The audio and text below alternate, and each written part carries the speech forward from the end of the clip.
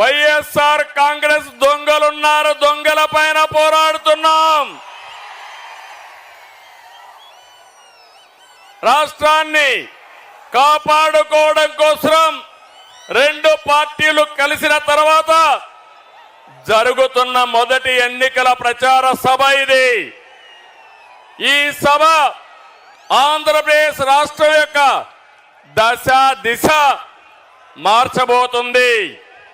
అహంకారంతో రాష్ట్రాన్ని విధ్వంసం చేసిన పాలకుల్ని తరిమి తరిమి కొట్టడానికి ప్రజలు సిద్ధంగా ఉన్నారు. ఈ తాడేపల్లి గూడెం సభ చూస్తే తాడేపల్లి ప్యాలెస్ కంపించిపోతుంది. అవునా కాదా అని మిమ్మల్ని అడుగుతున్నా. ఈ సభ స్పందన శుభ సూచకం. త్వరలో రాష్ట్రానికి మళ్ళీ నవోదయం అది జరుగుతుంది. వచ్చే ఎన్నికలు రాష్ట్రానికి అత్యంత కీలకం.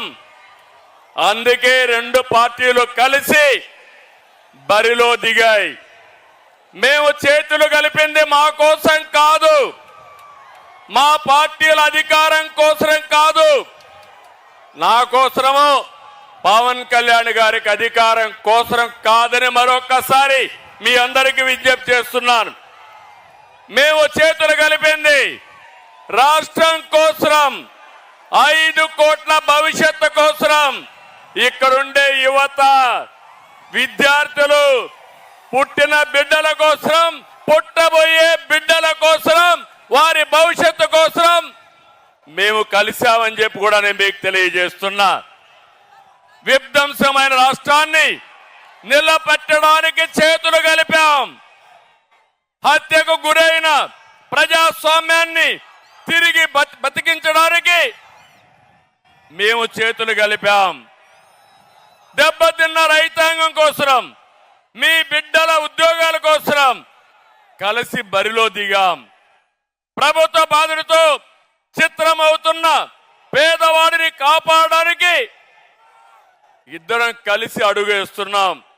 మా పొత్తు వైసీపీ విముక్త ఆంధ్రప్రదేశ్ కోసం, తెలుగువాడి ఆత్మగౌరవాన్ని కాపాడడం కోసం. నేను అడుగుతున్నా, తెలుగు వారికి రోషం ఉందా తమ్ముళ్ళు అని అడుగుతున్నా. మాకు రోషం ఉంది, సత్తా చూపిస్తామని గట్టిగా చప్పట్లు కొట్టి హర్షాన్ని, ఆమోదాన్ని తెలియజేయండి. ఒక వ్యక్తి అహంకారం వల్ల జరిగిన నష్టాన్ని ఒక సీనియర్ నేతగా నేను చూస్తూ ఊరుకొండలేను. అదే సమయంలో ప్రశ్నించే, ఎదిరించే తత్వం ఉన్న పవన్ కళ్యాణ్ కూడా మౌనంగా ఉండలేరని మరొకసారి మీకు విజ్ఞప్తి చేస్తున్నా. అందుకే ఇది ప్రజలు కుదిర్చిన పొత్తు, జనం కోరుకున్న పొత్తు, రాష్ట్రంలో వెలుగు నింపే పొత్తు. అవునంటే గట్టిగా ఆమోదం తెలియజేయండి. రాష్ట్ర పునర్నిర్మాణం కోసం మాతో చేతులు కలపండి, మాతో అడుగేయండి మనస్ఫూర్తిగా మిమ్మల్ని అందరినీ కోరుకుంటున్నా. అదే సమయంలో మీరు ఒక్కసారి చూస్తే రాష్ట్ర పరిస్థితి అందరం అర్థం చేసుకోవాలి. 2014 గతాన్ని ఒకసారి నెమరు వేసుకుని భవిష్యత్తుకు నాంది పలకాల్సిన బాధ్యత మనందరికీ ఉంది. 2014 ఏ విధంగా ఉందో ఒక్కసారి మీరు ఆలోచిస్తే, విభజన జరిగింది, హేతుబద్ధత లేదు. కానీ ఆ రోజు మీరు చూస్తే పవన్ కళ్యాణ్ గారు ఎన్నికల ముందే, ఇప్పుడు నేను పోటీ చేయడం కాదు, రాష్ట్రాన్ని కాపాడుకోవాలి కాబట్టి తెలుగుదేశం బీజేపీ ప్రభుత్వానికి సమర్థిస్తామని స్వచ్ఛందంగా ముందుకొచ్చిన వ్యక్తి పవన్ కళ్యాణ్ గారిని మరొకసారి విజ్ఞప్తి చేస్తున్నా. అక్కడి నుంచి మేము అధికారాన్ని ఒక బాధ్యతగా తీసుకున్నాం. ప్రతి క్షణం రాష్ట్రం కోసం ఆలోచించాం. నాడు మీరిచ్చిన అధికారంతో ఆర్థిక కష్టాలున్న రాష్ట్రం, రాజధాని లేని రాష్ట్రం, పరిపాలన అస్తవ్యస్తంగా ఉన్న రాష్ట్రం. అవన్నీ కూడా అంచెలంచెలుగా ఏం చేయాలని ఆలోచించాం. అయితే ప్రజలందరూ కూడా ఒక షాక్ లో ఉన్నారు. విభజన జరిగింది, హైదరాబాద్ నగరం పోయింది, మాకు పింఛన్లైనా ఇవ్వగలుగుతారా, రాష్ట్ర భవిష్యత్తు ఉంటుందా అని ఆలోచించే సమయంలో ఆ రోజు అనేక కార్యక్రమాలు చేశాం. ఒక విషయం ఇక్కడ గుర్తుపెట్టుకోవాలి, ఆంధ్ర రాష్ట్రంలో అన్ని వనరులు ఉన్నాయి. యువత ప్రపంచాన్ని జయించే శక్తి తెలుగు తమ్ముళ్లకు ఉంది, అది ఆంధ్రప్రదేశ్ సొంతమని యువతకు విజ్ఞప్తి చేస్తున్నా.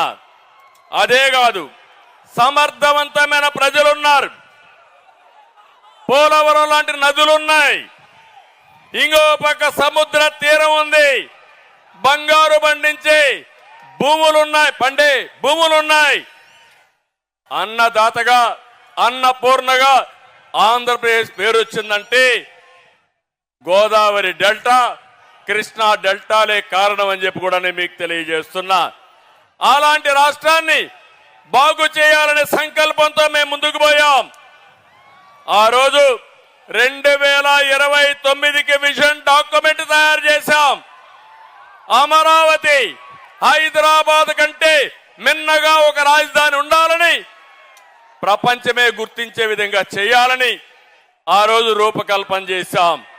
పోలవరం పూర్తి చేసి రాష్ట్రంలో ప్రతి ఒక్క ఎకరాకు నీళ్లు ఇవ్వాలని ఒక ఉన్నతమైన సంకల్పంతో ముందుకు పోయాం. కానీ మీరు చూస్తే కేంద్రం నుంచి 11 విద్యా సంస్థల్ని, ఐఐటి గాని, ఐఐఎం గాని, సెంట్రల్ యూనివర్సిటీ గాని, all India institution of medical science గాని ఇవన్నీ తీసుకొచ్చాం. అదే మాదిరిగా ఆ రోజు మీరు చూస్తే ఢిల్లీకి వెళితే రాష్ట్రం కోసం వెళ్ళాం, ప్రాజెక్టుల కోసం వెళ్ళాం. ఆ రోజు అనేక విషయాల్లో సాధించుకొని తిరిగి వచ్చాం. ప్రపంచమంతా తిరిగి యువతకు ఉద్యోగాలు ఇవ్వాలని 16 లక్షల కోట్ల రూపాయలు పెట్టుబడులు తెచ్చాం, 10 లక్షల మందికి ఉద్యోగాలు ఇచ్చాం. ఈ రోజు మీరు చూస్తా ఉంటే ఇవన్నీ కూడా ఇటుక పేర్చి కట్టినటువంటి సౌదాన్ని జగన్ వచ్చి ఒక గొడ్డలి పెట్టుతో మొత్తం నాశనం చేసే పరిస్థితికి వచ్చాడని చెప్పి కూడా నేను మీకు తెలియజేస్తున్నా. తమిళలో ఇక్కడ మీరున్నారు. ఈ రోజు రాష్ట్రంలో ఒక సైకో పాలన ఉంది, అవునా కాదా అని మిమ్మల్ని అడుగుతున్నా. ఉంది అంటే చేలిపైకి ఎత్తండి. ఏ రాష్ట్రంలో అయినా సైకో పాలన ఉందా అని మిమ్మల్ని అడుగుతున్నా. ఏ ముఖ్యమంత్రినైనా సైకో అన్నారా అని మిమ్మల్ని అడుగుతున్నా. గట్టిగా చెప్పండి, రాష్ట్రం అంతా వినపడాలి. మా పొత్తు కూడా ఎందుకో మీరు ఆలోచిస్తే మీకు ఒక అవగాహన వస్తుంది. ఏ ముఖ్యమంత్రి అయినా ఒక అభివృద్ధి కార్యక్రమాలు చేసి తద్వారా పరిపాలన చేస్తారు. కొత్తగా ముఖ్యమంత్రి అయిన వ్యక్తి ఒక పక్కన మీరు చూస్తే ఒక సంక్షేమమో ఒక అభివృద్ధికో నాంది పలుకుతారు.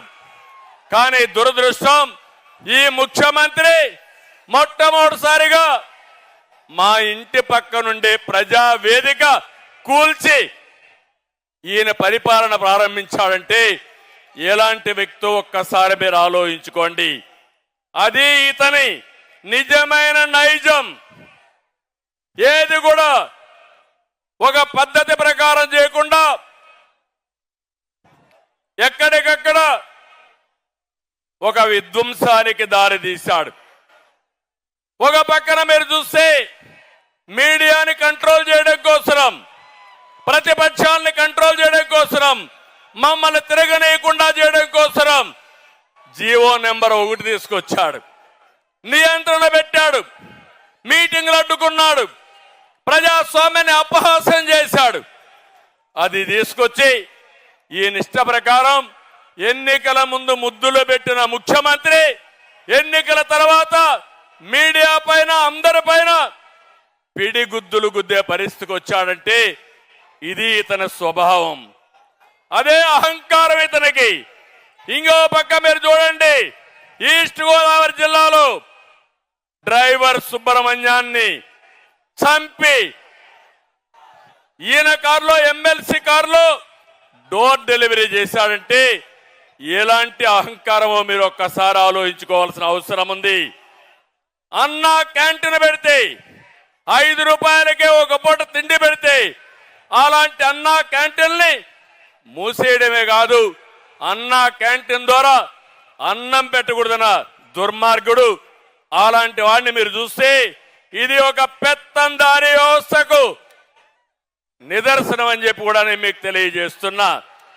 రాజధానిని అడ్డుకున్నారని ఆ రాజధాని మీద శాసన మండలిలో బిల్లు పాస్ చేశారని శాసన మండలి రద్దు చేయాలని పోయాడంటే ఎంత అధికార దుర్వినియోగం మీరు ఆలోచించుకోవాల్సిన అవసరం ఉంది. మాస్క్ అడిగిన దళిత డాక్టర్ సుధాకర్ ని పిచ్చోడిని చేసి చంపేశారు. ఇది అతని అరాచకానికి పరాకాష్ట అని చెప్పి కూడా నేను మీకు తెలియజేస్తున్నా. రాజధానిలో విట్ ఉంటే, ఎస్ఆర్ఎం ఉంటే, అమృత లాంటి యూనివర్సిటీలు ఉంటే 15,000 మంది బయట వాళ్ళు వచ్చి చదువుకునే పరిస్థితి క్రియేట్ చేసి అవన్నీ తెలుగుదేశం పార్టీ పెట్టారనే దురుద్దేశంతో రోడ్లు కూడా వేయకుండా, నీళ్లు కూడా ఇవ్వకుండా, కడాన మట్టి కూడా రోడ్డు మీద ఉంటే తవ్వకపోయిన దుర్మార్గులు అని చెప్పి నేను మీకు తెలియజేస్తున్నా. అది మూర్ఖత్వం. ఇంకో పక్క నిన్నే చూశారు, international cricket player Hanuma Vihari YCP వేధింపులు తట్టుకోలేక పారిపోయాడంటే ఎంత టెర్రరిజమో ఒక్కసారి మీరు గుర్తుపెట్టుకోవాల్సిన అవసరం ఉంది. కడాన మీరు ఒక్కసారి ఆలోచిస్తే తన సొంత చెల్లెలు ఆస్తి తగాదాలు, ప్యాలెస్ తగాదాలు విభేదించి వేరే పార్టీలో చేరితే ఆవిడ యొక్క పుట్టుక పైన, చెల్లెల పైన, తల్లి పైన సోషల్ మీడియాలో పోస్టింగ్స్ పెట్టాడంటే ఎలాంటి వ్యక్తో ఒకసారి మీరు ఆలోచించుకోవాలి. ఇది యొక్క ముఖ్యమంత్రి యొక్క మానసిక స్థితికి నిదర్శనం. ఇక్కడే పవన్ కళ్యాణ్ గారు ఉన్నారు. ఇప్పటంలో మీటింగ్ పెట్టారు, సభకు స్థలం ఇచ్చారు. సభకు స్థలం ఇస్తే ఆ కసితో రోడ్డు వెడల్పు పేరుతో ప్రొక్లైన్లు తీసుకుపోయి ఎక్కడికక్కడ ఇండ్లన్నీ కూలగొట్టాడంటే అది ఈ ముఖ్యమంత్రి యొక్క విధానం. నాకు ఒక విషయం గుర్తొస్తుంది. నేను ముఖ్యమంత్రిగా ఉన్నప్పుడు తిరుపతిలో ఒక సంఘటన జరిగింది. ఇది యథార్థ కాదా మీరందరూ అర్థం చేసుకోవాల్సిన అవసరం ఉంది. ఒక వ్యక్తి ప్రతిరోజు ఆడవాళ్ళని చంపేసేవాడు.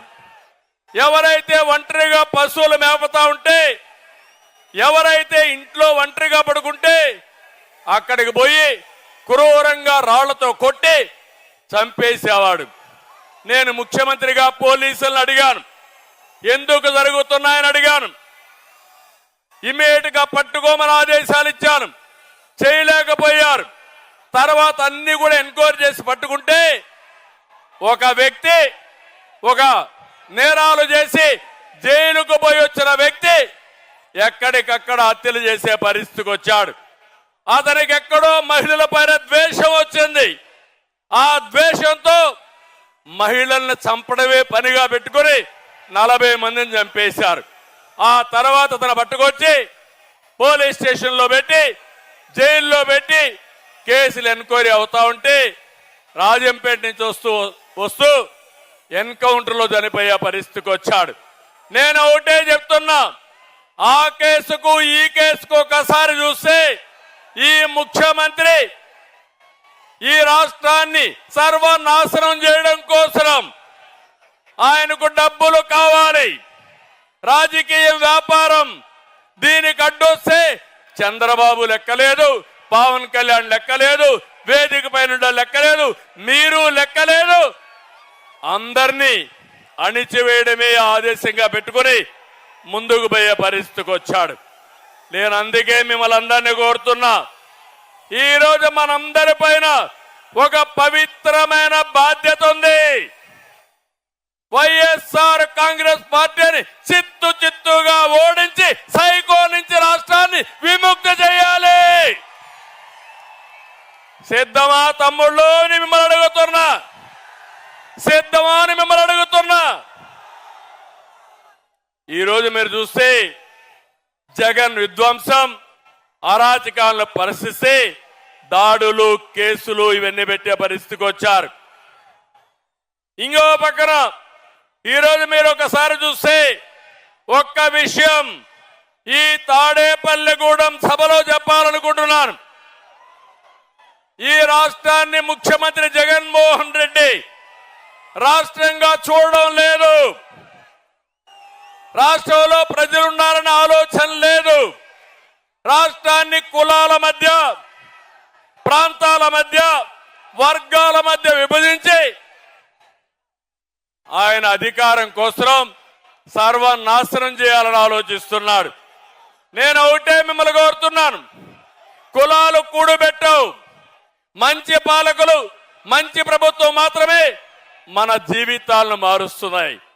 అట్లా కాకుండా ఒక చెడు వ్యక్తి వస్తే ఆ కులం వాళ్ళు కూడా సర్వనాశనం అయ్యే పరిస్థితికి వస్తారు. ఈ విషయం మీరు గుర్తుపెట్టుకోండి. అందుకే ఈరోజు మేము ఒకటే కోరుతున్నాం, ఆంధ్రప్రదేశ్ అంటే ఒక మంచి రాష్ట్రం. నా ఆలోచన, మిత్రులు పవన్ కళ్యాణ్ గారి ఆలోచన, తెలుగు జాతిని ప్రపంచంలోనే నెంబర్ 1 కమ్యూనిటీగా తయారు చేయాలనేది మా సంకల్పం. దీనికి మీరు సిద్ధంగా ఉండాలని మిమ్మల్ని అందరినీ కోరుకుంటున్నా. ఈరోజు మేమిద్దరం కలిసి పొత్తులు పెట్టుకున్నాం. మాకు ఏమి భేషజాలు లేవు. ఈ రాష్ట్రాన్ని కాపాడడం కోసం అవసరమైతే ఎలాంటి త్యాగాలు చేయడానికైనా మేము సిద్ధంగా ఉన్నామని మరొకసారి విజ్ఞప్తి చేస్తున్నా. ఏం తమ్ముళ్ళో మీరు సిద్ధం